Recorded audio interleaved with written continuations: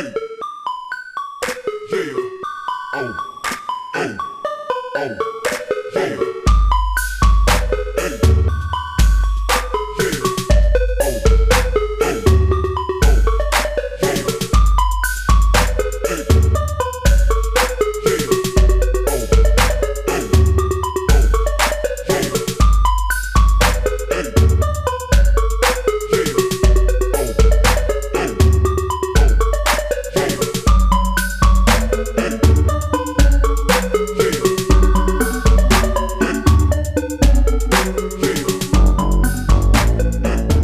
What's up, YouTube? It's your boy Thomas back again with another rendition of Truth Be Told. Now this past coming week, we've just had the same old crap in the news. You know, this stupid, dumb, freaking war going across the seas, and how we shouldn't be involved, and blah, blah, blah, blah. And then, of course, we got the Trump indictments, which is starting to fail. Each one of them are being, knocked out one by one, and showing the leftists what they really are is like, screaming little tantrum kids, because it's all BS. Everybody knows it. So let's get on to what I really want to talk to you about this week. As you know, I'm real big into the paranormal.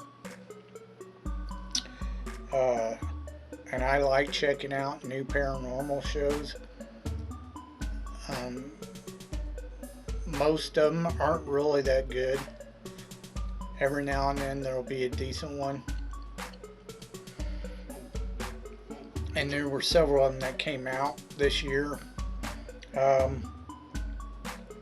Last week I did the whole John Carpenter Suburban Screams. This time I watched a show called Fright Night, America's Scariest Hotels. And this was done on Fox Nation.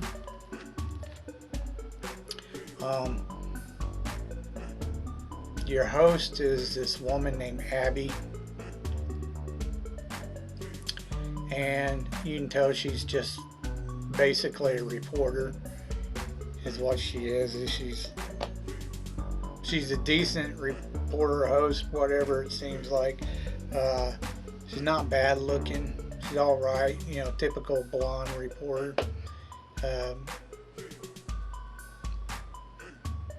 And she basically goes through and does, kind of like most paranormal shows. At the beginning, she'll go through with her host, the ones who are owners of the hotel, or somebody who runs the hotel, and she'll go to all the hot spots and go over what stories that's been told, of what kind of hauntings, if they've had any paranormal encounters, yada yada yada. You get the picture. Which is, I like some of these shows because of the history of the place they're investigating. That's always kind of cool to hear about the history of a certain place that's been around for like 100 years or better. Anyway, she gets to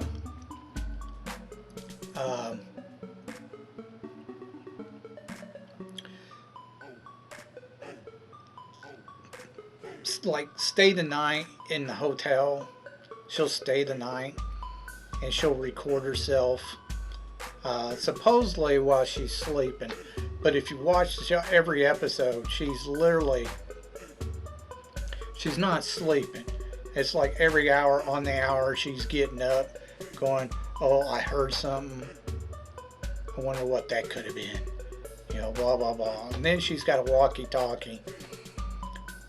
So she's got people, or producer or whatever, people that are with her in other rooms, and they're watching her on these monitors. So, if something really big happened, they're going to let her know, hey, you need to get out of there, blah, blah, blah. But nothing like that ever happened. But she freaks out constantly. And then it's kind of mute that she does this thing at the very end of the episode where she sits down on the bed the two women, the producer and whatever this other lady is, that will come in and they will sit with her on the bed and they will talk to her about her experience that night. And I'm like, why? You literally watched her the whole night. That's just dumb. It's like girl talk on the bed. It's, you know, she does like this girly talk about how scared she was. It's kind of dumb. That part's really dumb. Does she really catch anything? Well, she's only had one season of the show, and I didn't see anything major. There was one particular episode, I don't remember which one it was. There's a guy who goes in there and sets up the equipment for her. But on that episode, what she's like supposedly sleeping, you do see this blur, like this image of somebody running across the camera. And it was like a thermal camera or something, you know. That was, you know, she's got like 2 or 3 different cameras recording what she's supposedly sleeping. But they never mentioned it in the episode. I found that kind of strange, a little weird, that it wasn't mentioned at the end of the episode. Like, did you see this on the camera? Blah, blah, blah. You know, what was that? You know, but it's never mentioned. So I found that a little strange. But other than that, she really didn't catch anything. Maybe a couple of clicks or, you know, tapping or something, you know, but nothing major. She does go to, and she literally states it in the video, because in the paranormal community, it is considered the #1 haunted hotel in America. And that is the Crescent Hotel in Arkansas. And it's multiple people have stated that that is the #1 haunted hotel in America. She did go and stay at it. So there is an episode of that one. Now, if you watch any paranormal YouTubers, I do like the channel Twin Paranormal. And I've been busting those 3 balls to go to the most haunted hotel in America and do an investigation.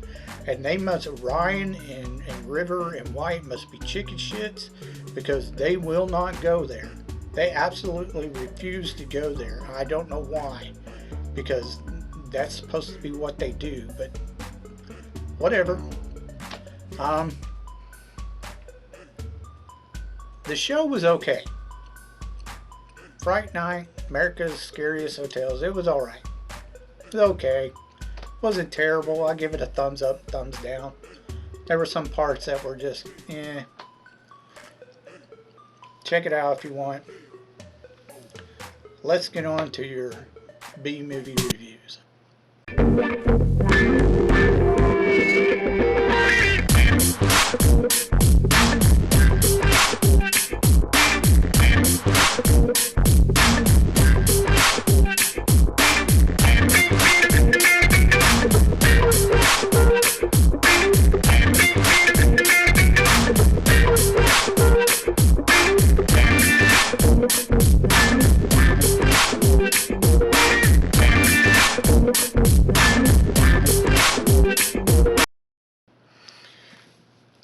Okay, movieaholics, let's get on to your B-movie reviews. This week is Fantasy Week.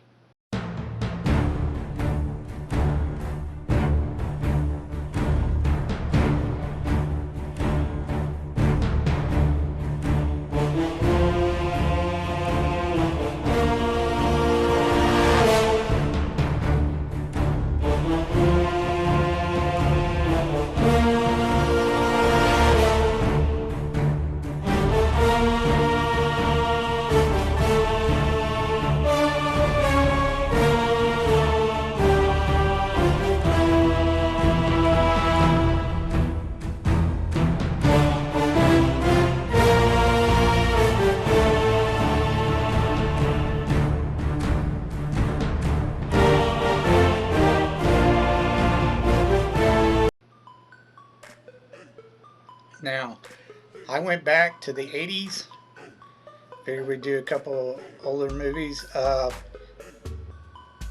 Both of them are puppet type movies. You know, I think this is kind of a dying art form. There aren't many movies anymore that do like puppets and crap. So puppeteering's kind of dying. It's becoming a lost art form. Back then, Jim Henson was the master of filmmaking, puppeteer type stuff. But I don't know. We'll see. So the first one I watched, a lot of people actually know about. It's called Labyrinth, and it starred David Bowie and Jennifer Connelly. It was done in 1986, and it roughly only made about 14 million, which is kind of strange. I thought it would have done better than that in the box office, but apparently not. And I know I'm about to piss some people off. I know I'm about to piss some people off when I say this. I am not a huge fan of David Bowie. I think the guy is weirder than shit. I mean, the dude is just fucking weird. Not in a weird, like, silly way or strange and unusual. He's just weird, kind of like BDSM type weird. Like he's into some weird ass shit. The dude's just out there. He's fucking weird. He's only had, like, as far as I'm concerned, like 2 good hits. The guy really can't sing. If you actually listen to him, he can't sing. And one of those hits that I like is called Let's Dance. And he doesn't really sing in the song. He kind of speaks his words to the music. So, you know, David Bowie's weird. Just a weird dude. He can't sing. So I don't know how he became famous. I really don't. Anyway, the story goes, this girl is having this fantasy about a magical goblin kingdom or whatever, and David Bowie plays this goblin king, and he has a bunch of goblins that work for him. Supposedly, if you take a child, or if he takes a child and he keeps it in the goblin kingdom for like an hour or two, or sorry, not an hour, but like a day or two or something like that, then that child becomes a permanent goblin. He's there in the goblin kingdom forever and becomes one of his subjects.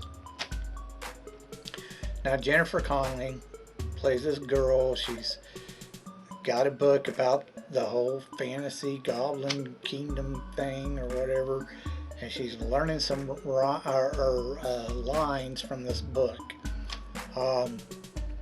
about the goblin king and his kingdom and blah blah blah.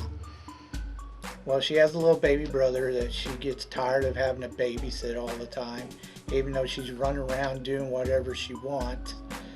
You know, she's asked to watch the kid when the parents go out to dinner or something, you know, once in a while, and she throws a fit about it. She don't want to babysit. Anyways, she ends up babysitting. The kid won't stop screaming. Her little brother won't stop screaming. And he's only a toddler. He's like a year old or something. Anyways, she makes a wish that the Goblin King would come take the kid. The Goblin King does show up, take the kid, and tells her, you know, he'll give her whatever she wants, whatever she desires. All she has to do is let him keep the kid. And she's like, no, I got to get him back. I shouldn't have wished that, blah, blah, blah. So he says, okay, well, you have to go through this labyrinth. Labyrinth I personally made. And you have like a day. I can't remember how many hours it is, but it's like a day or something like that. And he's like, you got so many hours to get through the labyrinth, get to the center, past the Goblin City, into the Goblin Castle. And then you can get him back if you can make it. And she says, okay, she's going to do it, blah, blah, blah. So she started, and on the way, he's constantly trying to trip her up on the way.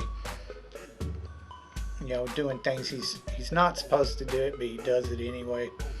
And she's constantly complaining how it's not fair, and that's how how things work. There is nothing's fair. She makes a few friends on the way, and they attack the city and the goblins. And then she tells the Goblin King once they get there, he has no power over her, and he could kill her at any time, but he doesn't. He just lets her do whatever until she gets to the city, which makes no sense, but whatever. He tries to convince her not to take the kid back, blah blah blah, but she wants the kid back. So she gets the kid back, and that's the end of the story. And her friends are still there, and yada yada yada. I mean, it's silly. It's a girly fantasy type thing. I mean, it's an okay movie, for a puppeteer movie. It wasn't bad. It's cheesy. Granted, it's 80s cheese, but it still makes a decent movie for a fantasy film. I give it 2 thumbs up. It's not bad, even though it's got David Bowie in it. He's weird as shit. It was a decent movie. The next one is called The Dark Crystal, and it was done in 1982, and it made about $42 million, which isn't bad for back then. That's pretty damn good. Again, this is another Jim Henson film. Now, Jim Henson and Kathleen Mullen, there's a couple of puppets called the Gelfling, the 2 main stars. And Jim Henson, he's the one who controls the main Gelfling, and then Kathleen Mullen controls the girl Gelfling. Now, however, they don't do the voices. You have voice actors that do all the voices, which none of them are well known.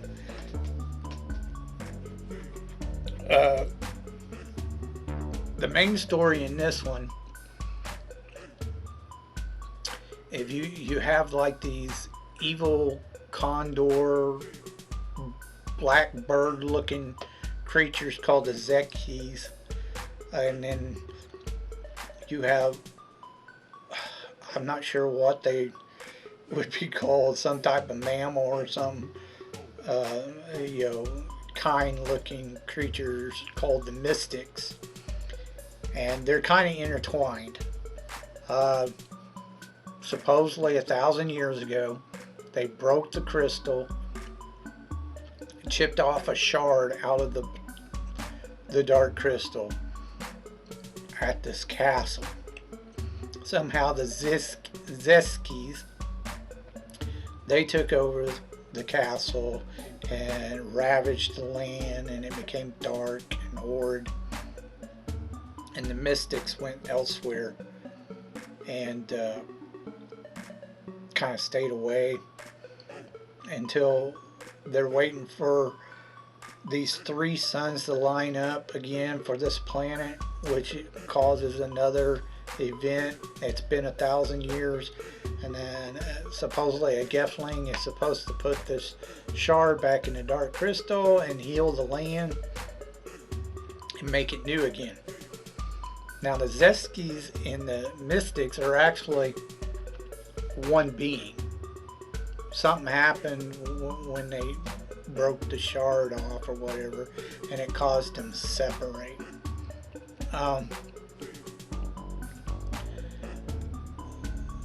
The Zeskis are trying to kill the Gelfling because of the prophecy. They don't want, if the Gelfling die and they don't heal the crystal, they get to rule forever. They don't want the Gelfling to do that, so they're trying to kill them off throughout the movie. Um, and of course, you have a few run-ins along the way of them trying to kill him off. But they eventually make it to the castle, and he does put, I think his name is Jet or Jen or something like that. He puts the crystal shard back into the big crystal, the dark crystal, and it causes the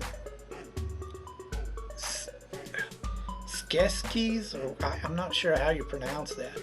It causes them and the mystics to form back up into one whole being, and they become one again. They leave the castle, which all the darkness crumbles off of it and becomes like this crystalline castle, very bright. And they leave the castle and all its wonders, including the crystal, the power of the crystal, because it does have some odd powers. They leave it to the Gelfling to start the race over again, because the Skeskis, or Ski, I can't pronounce them, the bad guys, they destroyed, almost committed genocide on their entire race. So they're the last two. But that's the end of the movie. It's a decent movie for a puppeteer movie. It's alright. It's not bad. You know, I liked it, even though I'm not a huge fan of puppet movies, but it was pretty good. A good story anyway. Definitely check it out if you like fantasy movies. That's all I have for you this week. You know, 2 thumbs up for Dark Crystal. Check it out. That's all I have for you. If you have any thoughts about what I talked about earlier in the video, please leave your thoughts down in the comment section down below. I'd love to hear from you. If you can think of any films I may never have heard of, or you don't think I might know about, some B-rated flicks, you know, that's what I like watching and reviewing for you guys. Please leave your suggestions down in the comment sections down below. I'll get to reviewing them as soon as I can. So until next time, I told you to be told the truth, and you just been told.